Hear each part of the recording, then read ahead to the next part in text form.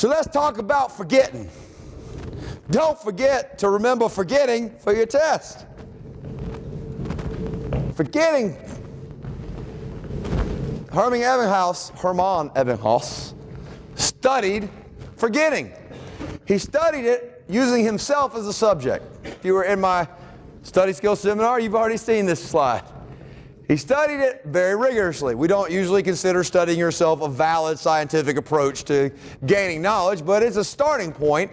And in fact, he was very rigorous, very systematic in his approach on studying himself, and his results have been replicated by other people. So, turns out he had some valid conclusions. One of which is that forgetting is extensive and it happens really quickly.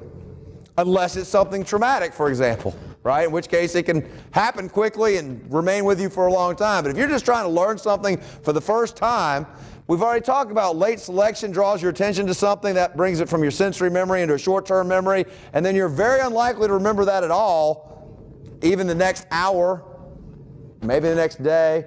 Maybe you know that 7-digit number we did the other day. How many people remember the number? Just raise your hand if you know the number. Most people wouldn't remember the number, right? Because it went in and it went out. It didn't make it to long-term storage for very long. But if it did get it to long-term storage, most people are like, I got a clue what it is. I'm not sure I can retrieve it. But what happens in general is that when you do learn something, you'll forget it pretty quickly unless you do something to consolidate that learning in a way. Fire those neurons again and again and again, and you're less likely to lose that information. So Ebbinghaus used nonsense syllables because he realized in testing his own memory that if he used words, he'd remember some words better than others. And I can demonstrate that to you, and we'll do so here in a minute. So he didn't want to be biased in his test of his memory, so he made up syllables that didn't mean anything. For example, TEV. Well, if you reversed TEV, it would be vet. Vet means something. If you had served in the military, you might remember vet better. If you had an interest in helping animals, you might think of veterinarian. So you can see how certain syllables would be biased to be better remembered or less better remembered, right? And so he just went ahead and took that bias out and made up a bunch of syllables, and he would vary the amount of time that he would give himself and the amount of words or syllables that he would call on himself to learn. And then he would vary systematically the amount of time between learning the list of varying lengths for varying amounts of time and recalling the list.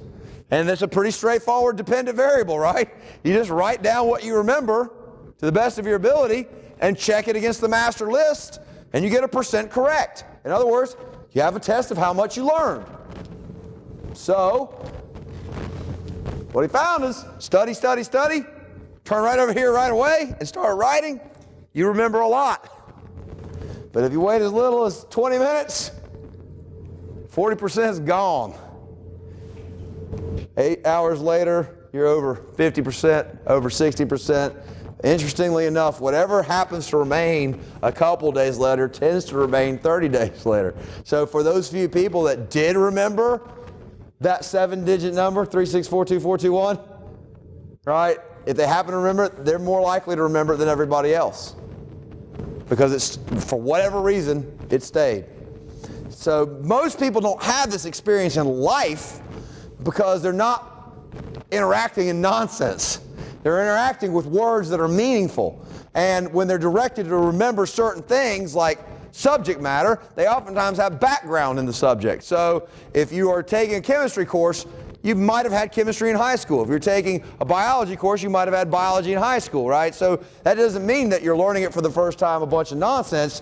You have some basis, but you would expect a very similar pattern for brand new material, especially of a complicated nature. So forgetting, people think that there's something wrong with them if they forget stuff. Well, I studied for 3 hours yesterday, and today I don't know it.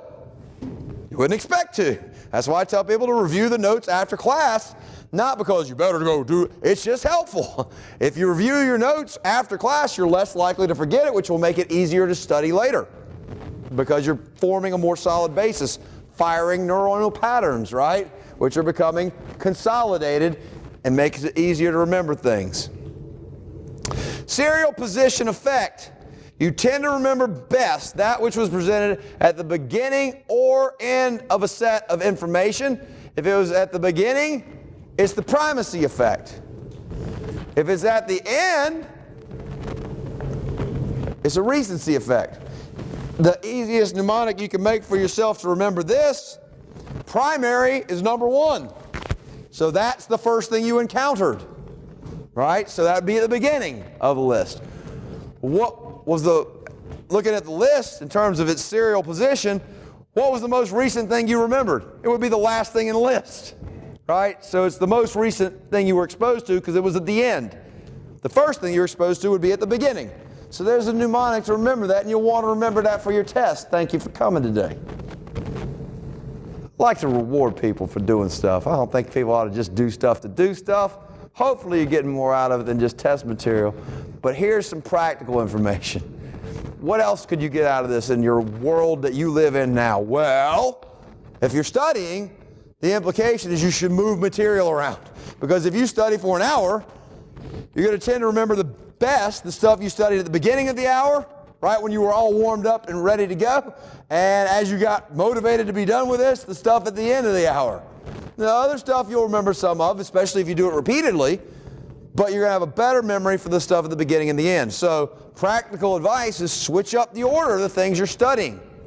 Even more practical advice. What about getting a job and doing a job interview? People who interview people for jobs think that they are great judges of character and that they'll remember anything that's important, and they're not, and they don't. Just because they convince themselves that they're good at it, it's been shown that people who think they're great interviewers, interviewing a bunch of people, are not very good predictors of who's actually going to be a good employee, regardless of their bias to believe otherwise. Well, it's interesting. I interview people who are trying to get into our PhD program. I interviewed people back at Virginia Tech when I was doing my predoctoral internship for the next internship year. And we had 30 or 40 people then to interview. In our current situation, we're still interviewing 16 people. Now you think about what you know about memory in about a 15-minute window of where you're going to peak your memory out, and then you interview 16 people. How much are you really going to remember about each of these individuals? Unless you write it down, you're not going to remember a lot. What you're going to be remembering most is the people you started interviewing first and the people you interviewed last, with a couple spikes in the middle where people piqued your interest for whatever reason, right? That's not a very fair process. So if you're an interviewer, what it tells you is that because you know that there's going to be a bias in the way you evaluate people, you should write down detailed notes to the best of your ability so that you can go back and actually reference thoughts you were having during the interview process when you're now called to make a final evaluation. But knowing that most people don't know that, if you're a job interviewee and they call you and say, "We'd like to interview you," you have a choice. You could say, "Well, when does interviewing begin and when does it end?" And what you should do is pick the earliest possible interview or the latest possible interview, because that's going to be what makes you more memorable. If they interview 40 people for a position, if you could be the first or the last, or the second or third or fourth, or the last 4 or 5, you should be better off because they're going to remember you better. That's assuming you made an impression of a good type. Right? If you make an impression of a bad type, you might stick out in their memories for other reasons. That just shows the curve. If we were looking in a serial position of 20 words in a list, what you would see is that people are going to be better at remembering the first part of the list, and they're not going to forget the middle, but different people will remember different things during the middle of the list, and they're going to remember the end of the list better. So y'all ready to do it? Don't write these words down. Don't say these words out loud, and don't talk about these words. I'm going to read a list to you of 20 words, and you just see what you can remember. At the end of the list, I'm going to time 30 seconds because you now know about, right, echoic, sensory memory. You know about maintenance rehearsal and all of those things. And then you'll write down as much as you can remember. Isn't that going to be fun? I'm going to show you it is fun. It's a lot of fun. Ready? Pay attention. Here we go. Cat. jury, helicopter, orange, fix, potato, sidewalk, gin, television, clouds, fishing, preside, blouse, hair, window, alligator, firewall, Joe, 19, calendar, don't talk and don't write. But do anything you want inside of your head.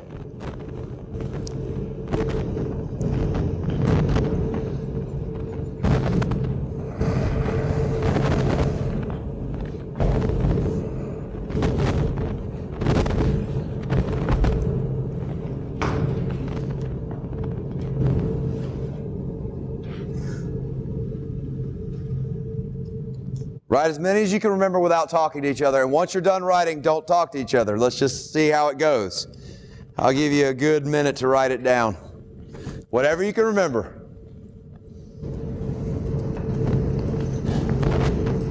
Don't look at each other's papers too, because you know what you're looking for? A context cue to help you remember something.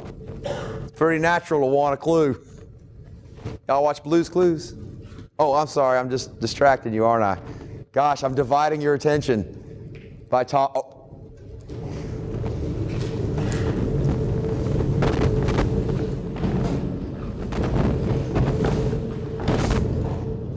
"30 more seconds.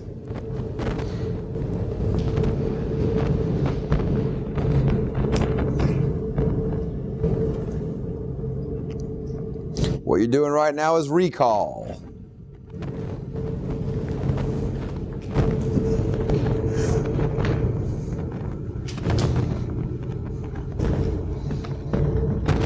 All right, go ahead and stop writing. That's been a minute. Let's start at the top, and here's how we're going to know what we know. Everybody needs to participate. All you got to do is when I call out the word, raise your hand if you wrote it down, and then look around and see how many hands are raised. I think this is a very good way of remembering things. Ready? How many people put down cat? Raise your hand. Look around. Look at all these people with cat on their paper. How about jury? Look around. Head on a swivel. Helicopter. Orange. Keep looking around, because what you're going to start to see is what? You see it's already started dropping off. Fix. Fewer. How about potato? Different people. Sidewalk. How about gin? Look around.